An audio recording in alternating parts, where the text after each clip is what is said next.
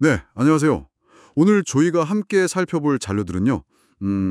빅테크 기업들의 스테이블 코인 도입 움직임, 그리고 이게 미국의 그 거대한 국가 부채 문제랑 어떻게 연결될 수 있는지 이런 분석들입니다. 네, 안녕하세요. 애플, X, 에어비앤비 같은 뭐랄까 익숙한 이름들이 왜 달러 연동 코인에 관심을 보이는지. 그렇죠. 그리고 이게 단순 결제 혁신을 넘어서 거시경제에 어떤 파장을 미칠 수 있을지 그 핵심을 좀 파고 들어보겠습니다.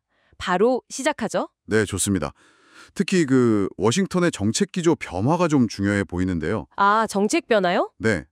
이것 때문에 거대 기술 기업들이 스테이블 코인을 단순 결제 수단으로만 보는 게 아니라 기업 재무나 운영 전략의 어떤 핵심 요소로 다시 보기 시작했다. 이 점이 중요합니다. 그렇군요. 보내주신 자료들을 보면서 이 복잡하게 얽힌 실타래를 한번 같이 풀어보시죠. 좋습니다.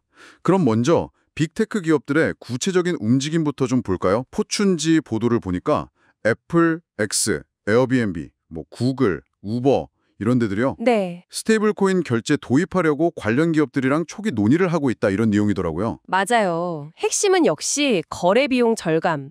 특히 그 국경 간 결제 있잖아요. 네, 국경관 결제. 거기서 효율성을 높이려는 게 큰 것 같습니다. 아, 그래서 그 스트라이프나 월드페이 같은 기존 결제 처리 업체들하고도 협력을 찾는 거군요. 그렇죠. 예를 들면 에어비앤비는 월드페이, 또 X는 스트라이프랑 스테이블코인 통합 가능성을 논의 중이라고 알려졌고요. 오, 심지어 구글 클라우드는 이미 페이팔이 발행한 달러 연동 스테이블코인, 그 PYUSD라고 있죠. 그걸로 일부 고객 결제를 받고 있기도 하고요. 와, 진짜 발빠르게 움직이네요. 근데 또 동시에 되게 신중하게 접근하고 있다는 분석도 있더라고요. 그냥 유행 따라서 막 뛰어드는 건 아닌가 봐요. 그렇습니다. 아무래도 기업들 입장에서는 안정성이 제일 중요하니까요.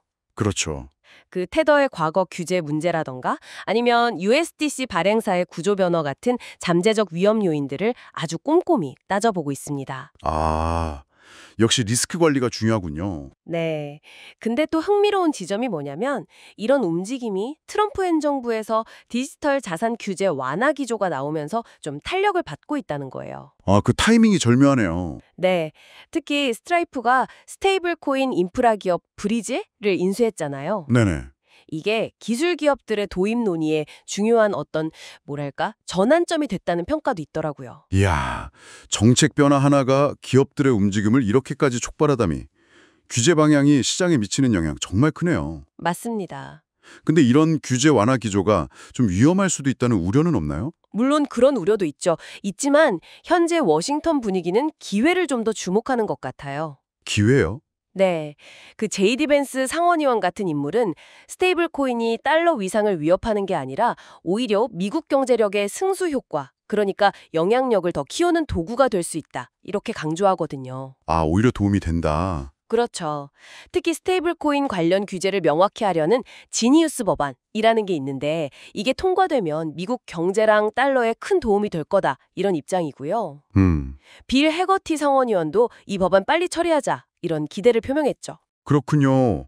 뭐랄까, 기업들은 결제 효율성이나 새로운 기회를 보고 움직이는 건데 그 배경에 혹시 더 큰 경제적 맥락 같은 게 있을까요?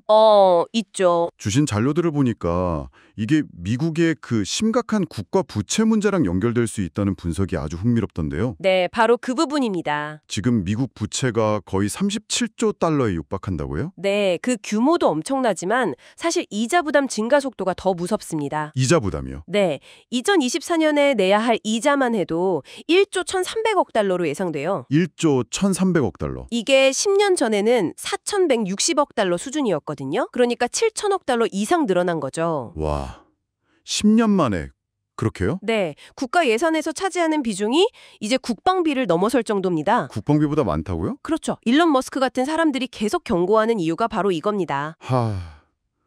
1조 달러 넘는 이자라니 진짜 상상하기 어렵네요. 여기서 이제 부채 토큰화라는 개념이 등장하는군요. 맞습니다. 트럼프 전 대통령이 농담처럼 암호화폐로 빚 갚겠다 이런 얘기랑은 다른 좀 더 현실적인 접근법으로요. 이게 정확히 어떤 방식인가요? 쉽게 말하면 미국 국채를 블록체인 기반의 디지털 토큰으로 만드는 겁니다. 국채를요? 토큰으로. 네, 이렇게 만들면 전 세계 누구나 아주 적은 금액으로도 미국 국채를 쉽게 사고 팔 수 있게 되는 거죠. 오, 그럼 뭐가 달라지나요? 중요한 건 이게 활성화될 경우의 파급 효과인데요. 미국 국채를 담보로 발행되는 스테이블 코인의 매력이 확 커지게 됩니다. 아, 국채 담보 스테이블 코인. 그렇죠. 발행사는 국채에서 나오는 이자를 수익으로 얻을 수 있고 사용자들은 더 빠르고 저렴한 글로벌 결제 수단을 확보하게 되니까 뭐랄까 서로에게 이익이 되는 구조가 만들어질 수 있다는 겁니다. 와, 그러니까 이게 37조 달러 빚을 당장 없애는 그런 마법은 아니지만 그렇죠. 그건 아니죠. 전 세계적으로 미국 국채에 대한 수요를 확 늘려서 정부가 돈 빌리는 비용, 즉 이자를 낮추고 장기적으로 이 막대한 부채를 좀 관리 가능하게 만들 수 있다. 이런 거군요. 정확합니다. 부채의 지속 가능성을 높이는 전략인 셈이죠. 이야, 기술이 이런 거시경제 문제 해결의 실마리가 될 수 있다니 진짜 흥미로운 관점이네요. 네, 자료에서는 니플의 XRP 원장, XRPL 같은 블록체인 네트워크가 이런 토큰화된 자산을 효율적으로 유통시키는 데 역할을 할 수 있다고 분석하기도 하고요. 리플 XRP요. 네, 실제로 온도 파이낸스랑 리플이 파트너십을 맺었고 또 자산운용사 블랙록이 만든 토큰화된 국채 펀드 BUIDL이라고 있는데 이것과 연계 가능성도 제기되고요. 오, 블랙록까지. 네. 또 오럼이라는 사모펀드가 XRPR 기반으로 10억 달러 규모의 토큰화 펀드를 출시한 사례도 있고요. 이런 것들이 그 가능성을 보여주는 거죠. 그렇군요. 오늘은 빅테크의 스테이블 코인 도입이라는 기술 트렌드에서 시작해서 미국의 거대한 국가 부채를 관리하는 새로운 해법, 부채 토큰화라는 거시적인 아이디어까지 쭉 연결해서 살펴봤네요. 네. 단순한 결제 편의를 넘어서 금융 시스템 전체의 변화 가능성까지 엿볼 수 있었습니다. 문제와 어떻게 결합될 수 있는지 그 잠재력을 앞으로 계속 주목해야 할 것 같습니다. 네, 정말 그러네요. 마지막으로 청취자 여러분께 이런 질문을 한번 던져보고 싶습니다. 만약에요, 국채뿐만 아니라 부동산, 주식, 예술품 같은 세상의 모든 가치 있는 자산이 토큰화돼서 누구나 쉽게 거래할 수 있게 된다면 여러분의 자산 포트폴리오나 가치에 대한 생각은 어떻게 바뀔 것 같으신가요? 오, 흥미로운 질문인데요. 한번 생각해 보시면 좋겠습니다.